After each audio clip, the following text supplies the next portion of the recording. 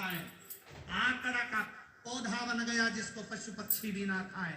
शमी कांटों से लबालूब हो गई जो किसी काम की ना हो। दोनों वृक्ष बन गए, दोनों वृक्ष बन गए। 4 महीने हो गए। सोनक जी को मालूम पड़ा कि मेरा चेला अपनी बहू को मिलाने के लिए मेरे पास आ रहा था, कहाँ रह गया।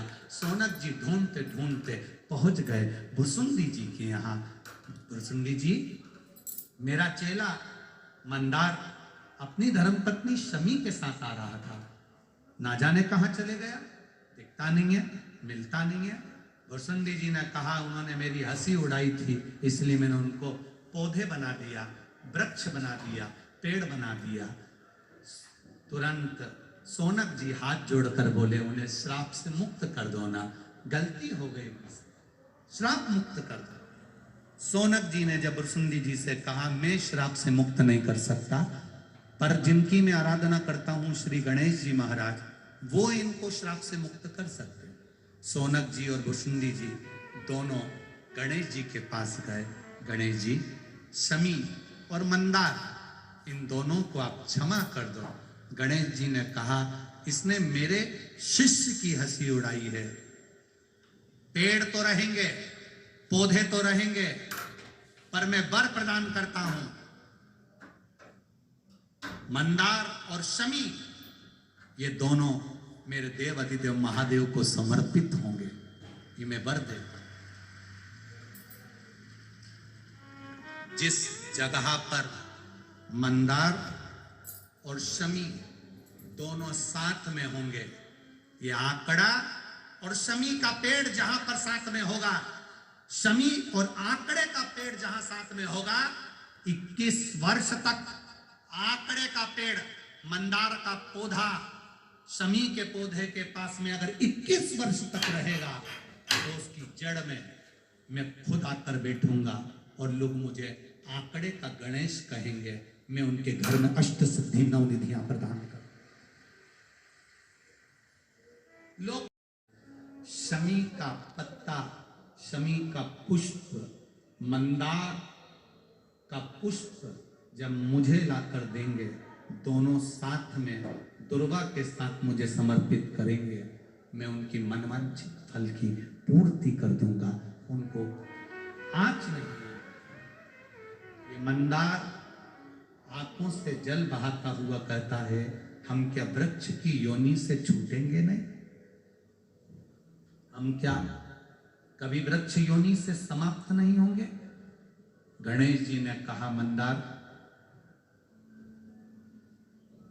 शिष्य का श्राप है, वो तो तुम्हें वृक्ष योनि में रहना पड़ेगा,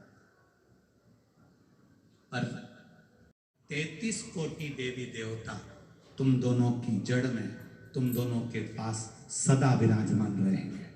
वो शमी, वो मंदार, एक मंदार का पुष्प।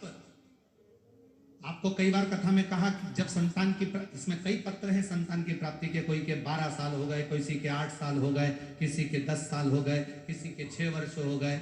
ये कोई माता ने लिखा है, उर्मिला शर्मा बदनावर धार मध्य प्रदेश की हैं, उन्होंने लिखा 6 वर्ष तक संतान नहीं थी। ऐसे कई पत्र हैं जिसके 12 साल, 8 साल, 10 साल संतान नहीं।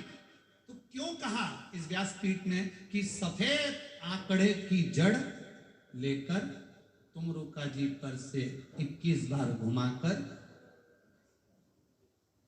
कमर में बांधने का क्यों कर? क्योंकि स्वयं गणेश जी महाराज कर रहे हैं, स्वयं गणेश जी कर रहे हैं, मंदार शमी तेरी जड़ में मैं सदा विराजमान हूं। जिस कामना से लोग तुमको समर्पित करेंगे, उस कामना से मैं उसको फल प्रदान करूं, उस कामना से। अब मंदार का जो पुष्प होता है, आंकड़े का जो फूल होता है, एक सफेद कलर का भी होता है और एक गुलाबी कलर का भी होता है। देखा है आप लोगों ने? बोलो जम के बोलो, देखा है ना? गुलाबी कलर का जो पुष्प होता है वो, आप मंदार का, आंकड़े का जो गुलाबी कलर का पुष्प होता है आप टीवी पे देख रहे होंगे, एक सफेद देख रहे होंगे, एक मंदार का गुलाबी फूल, नीला कलर का फूल देख रहे होंगे। जो नीला कलर का जो पुष्प होता है, गुलाबी कलर का जो आंकड़े का फूल होता है, प्रयास कर लो जब किसी विषम परिस्थिति में फंस गए, विषम परिस्थिति, जब आपको लग रहा है कि मुझे बहुत भय लग रहा है, कुछ बुरा होने वाला, आपको लग रहा है आज मेरी उल्टी आंख बहुत फड़क रही है, कुछ गड़बड़ होने वाला, आपको लग रहा है मेरी सीधी आंख फड़क रही, कुछ गड़बड़ होने वाला, तब केवल वो नीला जो गुलाबी पुष्प है मंदार का, उसको कहीं से लाकर शिवालय में अशोक सुंदरी वाली जगह पर स्पर्श कर कर शिवलिंग पर आप चढ़ा दीजिए। आपकी विषम परिस्थिति कैसी भी होगी वो रास्ता बनाकर बाहर निकल जाएगी। आपको फंसना नहीं, परेशान नहीं। मंदार आप सफेद आंकड़े का पुष्प भी भगवान शिव को समर्पित होकर फल देता है।